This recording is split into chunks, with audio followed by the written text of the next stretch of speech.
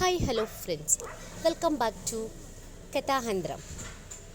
ಈಗ ನೀವು ನೋಡ್ತಾ ಇರುವಂಥ ವಿಡಿಯೋ ನಾನು ನನ್ನ ಫ್ಯಾಮಿಲಿ ಜೊತೆ ಒಂದು ವಾರದ ಮಟ್ಟಿಗೆ ಹೋಗ್ತಾ ಇರುವ ಒಂದು ಟೂರಿನ ವಿಡಿಯೋ.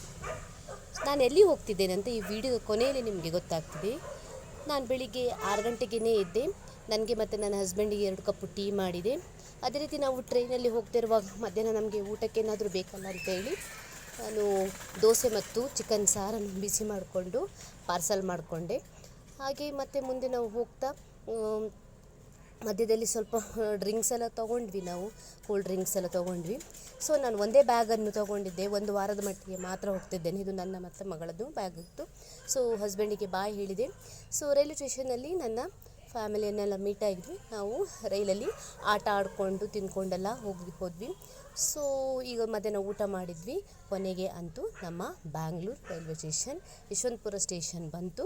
ನಾವು ಅಲ್ಲಿಂದ ಎಕ್ಸಿಟ್ ಆದ್ವಿ. ಅಲ್ಲಿ ನನ್ನ ಅಕ್ಕ ಮತ್ತು ನನ್ನ ಚಿಕ್ಕಮ್ಮನ ಮಗಳ ಗಂಡ ಇಬ್ಬರು 2 ಕಾರ್ ತೊಗೊಂಡು ಬಂದಿದ್ವಿ. ಯಾಕಂದ್ರೆ ನಾವು ತುಂಬ ಜನ ಇದ್ದಿದ್ರಲ್ಲ. Thank you for watching. ಇದೇ ರೀತಿ ಸಪೋರ್ಟ್ ಮಾಡ್ತಾ ಬನ್ನಿ. ಮರೆಯದೆ ಬೆಲ್ ಐಕಾನ್ ಪ್ರೆಸ್ ಮಾಡಿ. Thank you.